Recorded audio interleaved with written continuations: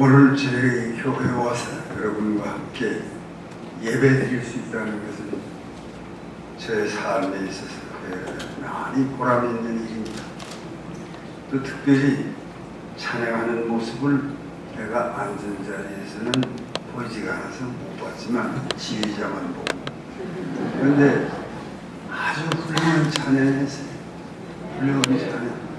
그러니까 오늘 이 교회 여러분과 같이 예배 드리는 것이 내가 오히려 우선 그 찬양에 큰 은혜를 받았기 때문에 아주 마음에 흡족하고, 또 찬양이 아주 훌륭하면 설교를 하고 싶은 마음이 없어지더라고요. 당연하지 않습니까? 옛날에 조이스 킬마라는 시인이 말하기를, 그 제목이 나무인데 나는 나무 한 그루처럼 아름다운 시를 보게 되리라고는 생각하지 않는다. 그렇게 시작을 해가지고 결론이 뭔가 하니, 시라는 나 같은 어리석은 자가 쓰는 것, 그러나 하나님 한 분만이 나무 한 그루를 만드실 수 있다. 그게 그 시인의 시입니다. Poems are made by fools like me. 시란 나 같은 어리석은 사람이 쓰는 것. Only God can make a tree. 다만 하나님 한 분만이 나무 한 그루를 만드실 수 있다. 그래서 오늘 찬양대가 훌륭한 지휘자의 지휘를 받아서 찬양한 그것은 내가 무슨 설교를 해도 그 설교가 도무지 그 찬양을 이겨낼 수 없기 때문에 안 했으면 좋겠지만, 또 먼 길을 왔다가 그냥 갈 수도 없으니까. 사실은 뭐 여러 곳에 다니면서 강의도 하고 강연도 하고 설교도 하고 그러죠. 그렇지만 내 근본의 뜻은 나 자신의 신앙의 간증을 하기 위해서 다니는 거죠. 뭐 이 나라를 위해서, 나라의 자유민주주의를 위해서 내가 그동안 오랜 세월 동안 싸워왔다. 그럼 그 목표는 하나인 거죠. 예수를 믿고 복음을 전하는 일이 참 훌륭하게 이루어지는 나라를 만들어야지. 만일에 그렇지 못하고 뭐 쉬운 말로 김저인 세상에 든다든가 그러면 예수 믿는 일이 우선 협박을 당하고 위협을 당하고 송두리째 예수 믿는 일을 그만둘 수밖에 없는 그런 상황이 되면 안 된다. 그런 생각 때문에 그런 거니까 오늘 이 자리에 서서 여러분에게 간증하는 것은 결국은 한마디죠. 내가 인생을 오래 살아서, 올해 나이가 몇인가 하면 82이에요. 뭐 할 거 없잖아. 그렇게 하실 거 없고. 내가 살다 보니 어떻게 그렇게 됐어요. 근데 옛날에는요, 여러분 믿지 않으시겠지만 내가 머리가 까맸었습니다. 흰 머리카락이 하나도 없었어요. 어떤 사람은 젊어서 보약을 잘못 먹어서 머리가 들어 젊어서 또 희끗희끗한 사람이 있지만은 나는 머리가 까맸었습니다. 근데 그 머리카락이 하나씩 둘씩 휘어지기 시작하더니 어느덧 내 머리 위에는 흰소리가 내렸습니다. 그것이 인생입니다.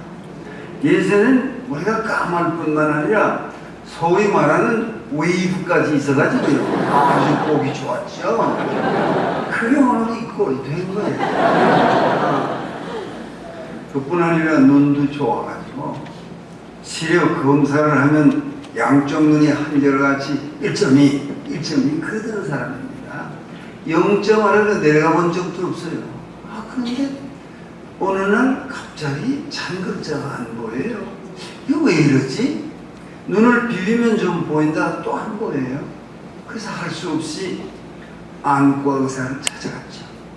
안과 의사는 내 눈을 이렇게 한참 보더니 별로 놀라지도 않더라고요. 그건 뭐라고 그런가 하면 별이란입니다. 안에 남의 눈이 안 보인다는 게 별입니다. 노안이 되신 것이니 돋보기를 쓰세요. 야, 그 말이 충격적입니다. 그 겪어본 사람들은 알 거예요. 아주 젊은 사람은 모릅니다. 그런 말이 왜 충격적이냐? 왜 그런지, 야, 돋보기를 써야 글자를 본다. 한심하게 되구나. 그게 처음에는 익숙지도 않고 또 부끄럽기도 하고 그래서 그 돋보기를 집에 두고 기차나 비행기를 타면 남의 자리에 앉아있는 수가 많아요. 왜? 아니, 왜 옆에 있는 젊은 사람한테 물어보면 될 거 아닙니까? 내 좌석 번호가 이 몇 번입니까? 그러면 젊은 사람이 그거 안 가르쳐 주겠어요? 그러나 공연한 자만심이 교만이 묻지 않고 제가 보게 해요. 차 누구 왜 물어보냐?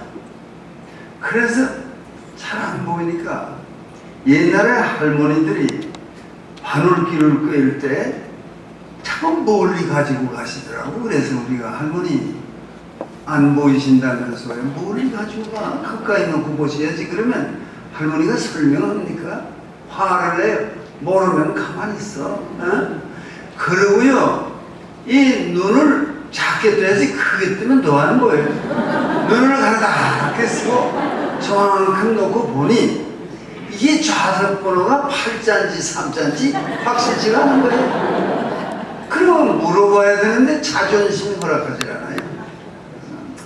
8자인가 보다. 그리고 8자가 박힌 좌석에 앉아있으면 조금 이따 젊은 놈이 옵니다. 와서 선생님 죄송하지만 이게 제 자리입니다. 그럼 내가 승계를 해봐야 될 거 아니에요. 이 당신 좌석은 몇 번인데 그걸 못하는 거예요. 왜? 내가 틀린 게 너무나 좀 명백하니까. 그러면 젊은 친구가 한마디 하면 당장 일어납니다. 일어나면서 그 젊은 친구를 향해서 죄송합니다 이러고 내 자리를 찾아가는 내 꼴이 이게 뭡니까?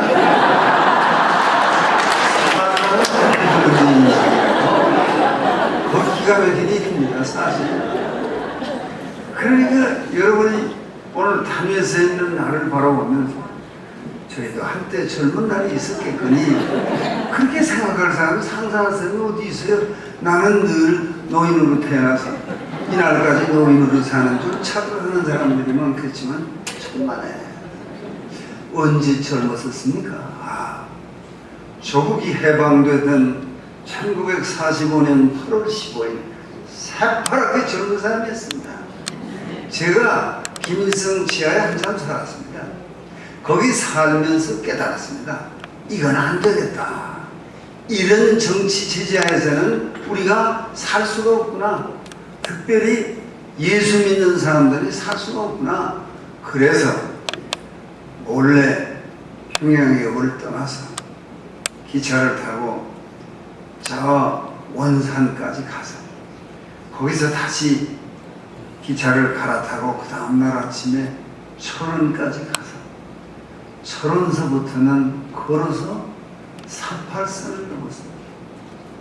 달빛도 없는 어두운 밤에 논두렁길을 따라 남쪽으로 38선을 넘던 때에 나는 새파랗게 젊은 사람이었습니다. 그때만 젊은 게 아니에요. 사실은 6.25 사변이 날 때도요, 군대에 가야 하는 젊은 나이였습니다. 그때 상상이 되십니까? 그때뿐 아니에요. 4.19가 터질 때만 해도 견딜만 했습니다. 근데 5.16 군사혁명이 나더니 박정희 장군이 꽉 잡고 한 20년 흔드는 바람에 그만 내가 이 꼴이 됐습니다. 그럼 어떻게 할 수가 없는 거예요? 오랜만에 선비 우탁이 이렇게 읊은 걸 기억하십니까? 한 손에 막대 잡고 또 한 손에 가시를 쥐다. 늙는 길 가시로 막고 오는 백발 막대로 치랬더니 백발이 제 먼저 알고 지름길로 오더라. 그래서 내가 오늘 이렇습니다. 그런데 이렇게 80여 년을 살면서 인생을 놓고 한마디 할 수 있다면 무슨 얘기를 하겠는가? 그 결론 한마디를 하기 위해서 내가 오늘 여기 온 겁니다. 다른 목적이 있는 게 아니에요.